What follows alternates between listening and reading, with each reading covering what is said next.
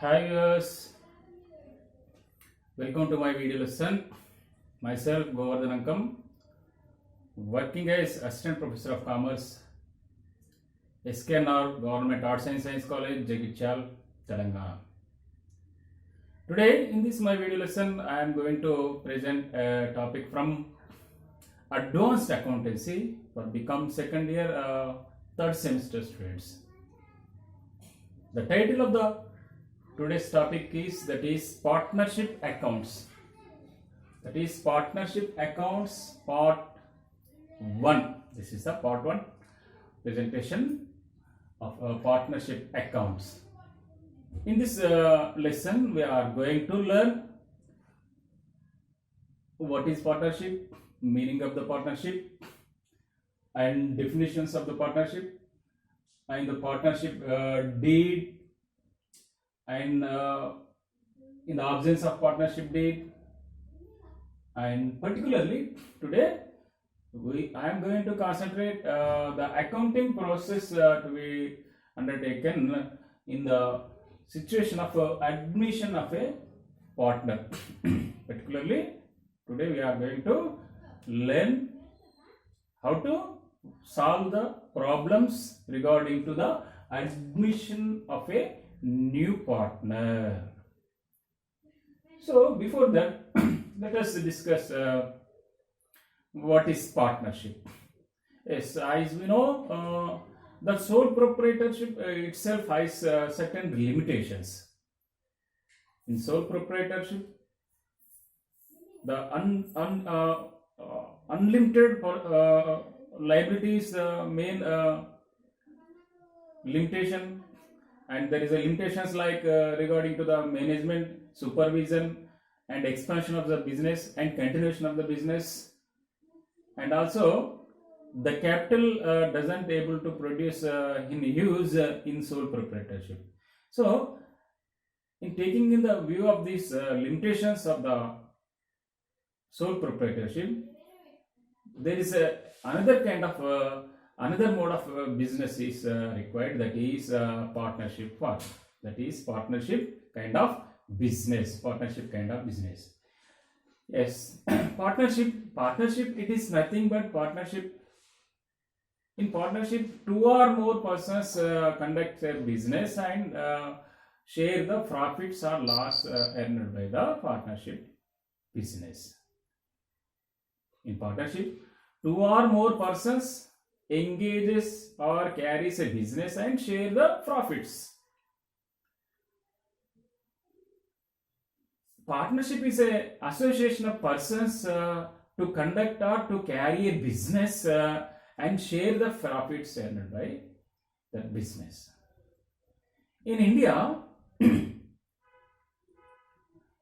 partnership India in 1932, Indian Partnership Act was made in 1932. In India, Indian Partnership Act 1932 come into force, and in Indian Partnership Act 1932 has certain provisions for regulate the partnership kind of business all over the India. According to the Indian Partnership Act 1932, the partnership has defined partnership is a relationship between persons. Partnership it is defined as a relationship among the persons to carry a business and share the profits by conducting the business all or anyone on behalf of the all. So according to the definition given by 1932 Indian Partnership Act, partnership is a relationship between two or more persons.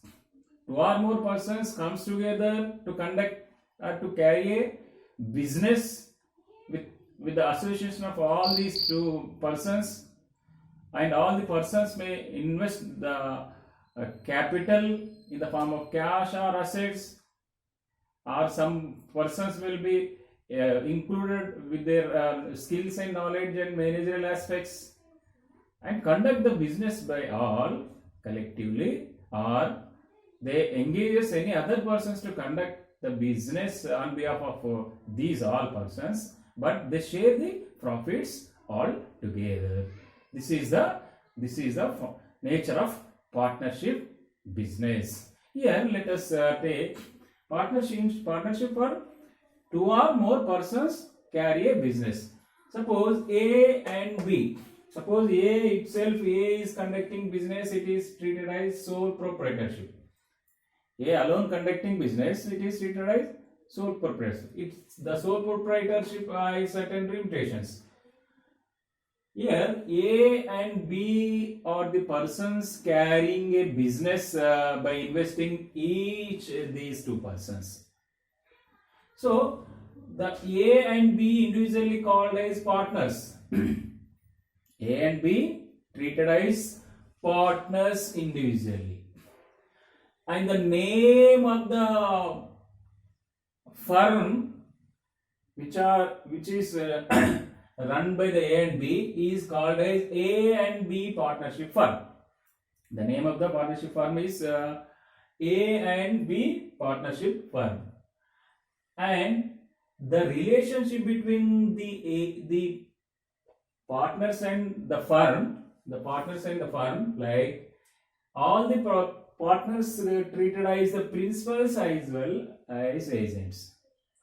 All the partners acted as principal as well as agent relationship existing with the partners and partnership firm. So these kind of business is called partnership business. Individually these persons are called as partners. The name of the partnership firm is AAB partnership firm, and the nature of business is called as partnership form of business, and the relationship between the firm and the partners are principal and agent. So for conducting smooth and successful partnership business, the partners has to be made an agreement regarding to various aspects of the partnership firm. So let us discuss what is partnership deed. Partnership deed, it's an document contains various conditions, rules and regulations regarding to the conducting of the partnership firm. So partnership deed, it's an agreement made between the partners who are going to conduct a business in the form of partnership firm. So it combines, the partnership deed combines the different categories of partners in one line. So that's why partnership deed, it's a document, it's a most important document, is directs, it acts as a constitution for the partnership firm. So partnership deed, it contains several aspects. So by doing the partnership business, there are there may be certain issues will arise in future. So any kind of issue, any kind of disputes, any kind of queries, if the partners are made an agreement in the nature of deed, the deed will dissolve all the disputes among the partners. So partnership deed, it is must, it is essential for every partnership firm for conducting their partnership business Iceland. So partnership deed will be made in the oral or in written. If it is written, it will be most benefited to the all the partners. In partnership deed, it contains the information, the agreements, the conditions like profit sharing ratio, capital formation of capital, admission of a new partner, retirement of a new partner, what are the accounting procedures regarding to the death of a partner, the winding of the partnership firm, and salaries or commission, bonus payable to the partnership partners, and interest on capital, interest charged in the against these drawings, So all these aspects are included in the partnership deed. So partnership, if any disputes arises in future, then partnership deed will direct resolve all the problems. In case of absence of partnership deed, suppose in case of the partners, these two partners are doing partnership firm without drafting a partnership deed. If any dispute arises, then in the absence of partnership deed, Indian Partnership Act 1932 come into force and dissolve the disputes among the partners. So where if there is no any partnership deed made among the partners, then yes, then it is a turn to take into action according to the Indian Partnership Act 1932. As per the Indian Partnership Act 1932, if there is any no agreement or any partnership deed, then any partner, all the partners are equally share the profits. All the partners are eligible to share profits equally, and no any partner is allowed to take interest on capital. So interest on capital is not charged, and no salary will be paid. No salary or commission or bonus pay are not allowed to pay any partner. If any partner supplies an amount as loan in addition to his capital to the partnership firm, then he can able to get 6% of interest per annum, the loan which is allowed to the partnership firm. And all the partners are eligible or allowed to the conduct of business, and the books of accounts are ready to keep for all for visit of all the partners. So these are the conditions are applied according to the Indian Partnership Act 1932, whereas there is no any partnership deed among the partners. Now let us move to the accounting process of admission of a new partner. Admission of a new partner. Now let us discuss admission of a new partner. So for certain reasons, the partnership firm can invite a new person as partner. For the sake of capital, for the sake of administration, for the sake of supervision, for the sake of expansion of business, for the sake of skills, and for the sake of managerial aspects, the partnership firm can allow a new person as a partner. Let us take here A and B are doing a business which is called as AB partnership firm. They are invited, they discussed, and they agreed to allow a person called C. A person called C as new partner by investing capital of some rupees 5 lakhs, suppose. So here the C is allowed to enter the existing AB partnership firm as a new partner. So C is going to admit the A and B's partnership firm as new partner. So before admitting a new partner, there has to made certain adjustments regarding to the partnership firm already conducted by the old partners. So certain adjustments has to be made before admitting the new partner. First, before admitting the new partner, before entering the C, these two persons has to make an agreement to allow this C as partner. So after according to conditions, the C is allowed by investing by investing an amount of rupees as capital. So C enters, then C enters, entering the C, the ABC for it becomes like the ABC firm, ABC partnership firm. So here, before entering the new partner, we are going to make certain accounting process. We are going to make certain adjustments regarding to the A and B business firm.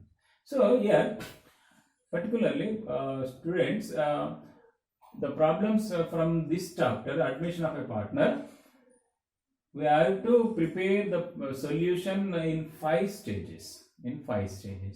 So first, in accounting process, first calculation of new profit sharing ratio. So at the time of admission of a partner, the first adjustment or the first stage, we are required to calculate new profit sharing ratio and revaluation of assets and liabilities and treatment of goodwill and distribution of undistributed profits among the old partners and adjustments of capital accounts as per new ratio. So these 5 kinds of adjustments has to be taken before admitting the new partner in the partnership firm. So let us see first calculation of new profit sharing ratio. Yes, we need new profit sharing ratio. Yes, so actually most of the times the new profit sharing ratio is given along with the problems. If it is required, if it is not given in the problem, you are required to prepare the new profit sharing ratio. Suppose A and B are doing a business. If they are sharing the profits 2/5, 2:3, that is 2/5, 3/5. A is 2 and B is 3 of 5. Now the C has entered as a new partner. They are offering 1/5 of the profit from what they are already sharing. Here, suppose A and B are sharing the total profits. Let us assume as 1. Then definitely after entering, so now here this C is offered 1/5. So after offering 1/5, the remaining is 4/5 only. So definitely after entering a new partner, it affects the profit sharing quantity of the old partners. So any person admitted as a new partners, he entitled to ownership on assets of the partnership firm, and he has right to enjoy the profits earned by the partnership firm. So here, after entering the new partner, definitely the old partner's profit sharing ratio will be disturbed. So that's why we are required to calculate new profit sharing ratio, and sometimes we are required to sacrificing ratio also. These are given in the book. You go through with the book only. Now let us move the important thing, that is revaluation of assets and liabilities.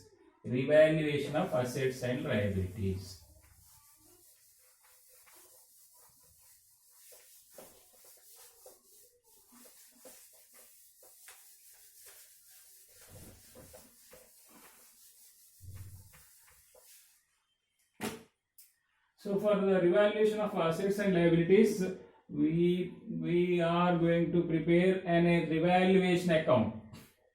We are going to prepare for revaluation account.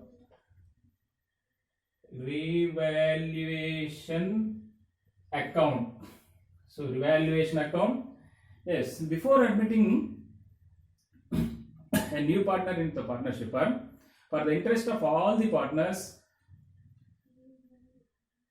for the interest of old and the new partner, there must be an activity has to be undertaken. That is, we must evaluate the assets and liabilities. So the new partner does not eligible to enjoy the appreciation value of the assets carried by the old partners. Suppose A and B are conducting business for the last 10 years, and the 11th year C are coming to enter the as a new partner. So these A and B's partnership firm contains different kind of assets and liabilities. So for the last 10 years, there must be a appreciation or depreciation in the value of assets. There must be appreciation or depreciation in the value of liabilities. So the appreciation or depreciation of the value of assets and liability, it does not concern with the new partners. So before admitting the new partners, the old partners has to prepare a revaluation account, and revaluation account has to be prepared. It is revaluation account meant for revaluating the taking the consideration of the revaluation values of the assets and liabilities.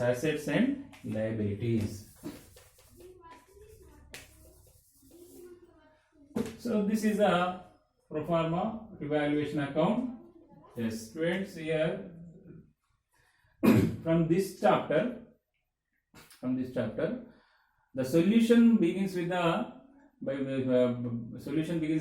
calculation of new profit sharing ratio and preparation of revaluation account.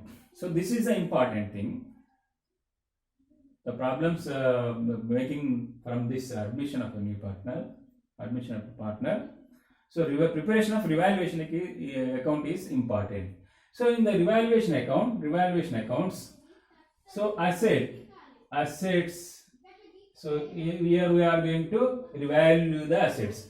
So if there is an appreciation in the value of assets, or if the assets value is increased, it is credited to the revaluation account. So increase in the value of assets credited to the revaluation account individually.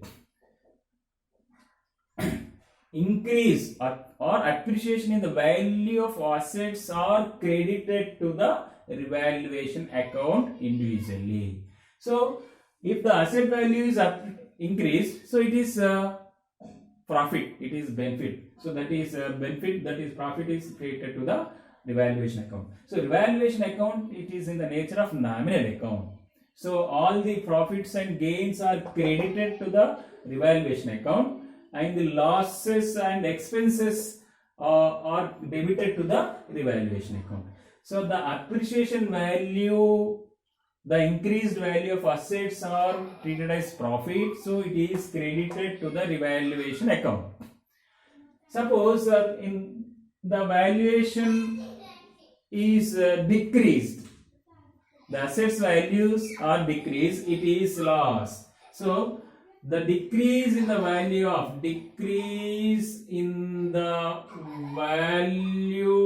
of assets are debited to the revaluation account.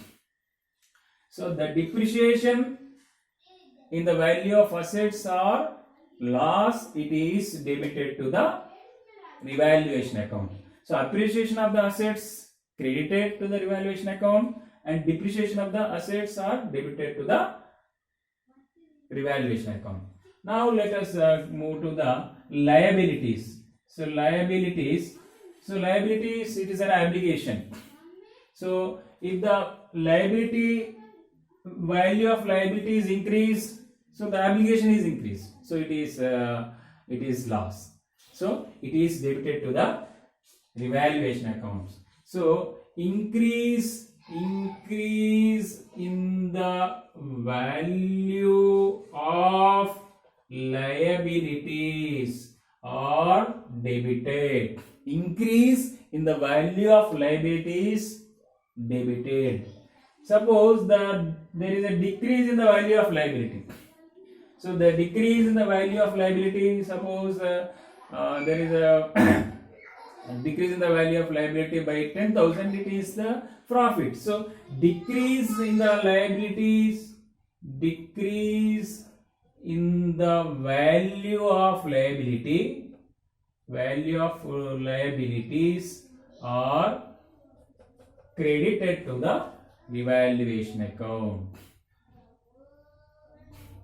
Decrease in the value, it's a profit, so it is credited to the revaluation account. If any, according to the information given in the problem, if any unrecorded expenses are there, so unrecorded expenses and losses are debited to the revaluation account. Any unrecorded expenditures or any provisions has to be made, they are also debited to the revaluation account. So after recording all these things, assets and liabilities valuations, then we are going to balance the revaluation account. So the revaluation account balance will be the result of the revaluation account, either it may be profit or loss. Suppose the these credit values are greater than the debit values, the appreciation values are greater than the depreciation values, then it is treated as profit. Then it is treated as the profit. And the credit values are lesser than the debit values, then it is treated as loss. So if the revaluation account presents profit or loss, the profit and loss is transferred to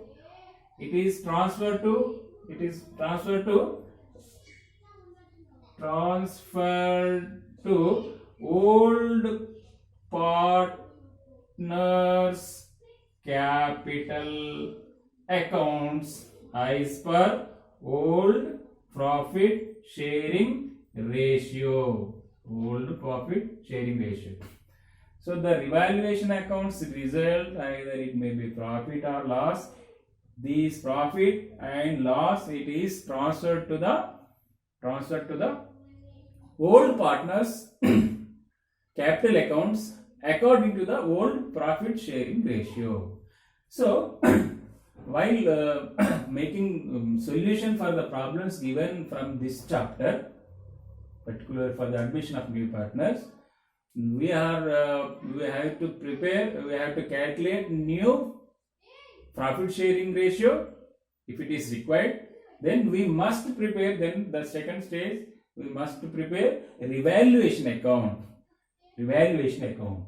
So with the help of the balance sheet regarding the old partners and additional information, we are first required to prepare a revaluation account. So revaluation account, in the revaluation account, we are going to take into consideration of values of appreciation and depreciation values of the assets and liabilities. So here once again, if the assets values are increased, so increasing in the asset value are credited to the increase in the asset value is credited to the revaluation account. Decrease in the asset value, it is loss, debited to the revaluation account. And decrease in the value of liability each is profit, it is credited to the revaluation account. And increase in the value of liability, it is a loss, it is debited to the revaluation account. And any unrecorded expenditures or provisions given in the problem, they are also debited to the revaluation account. the result of the revaluation account, either it may be profit or loss, the profit or loss is transferred to old partners capital accounts according to the old profit sharing ratio. Thank you. In second part, we discuss about goodwill treatment. Thank you.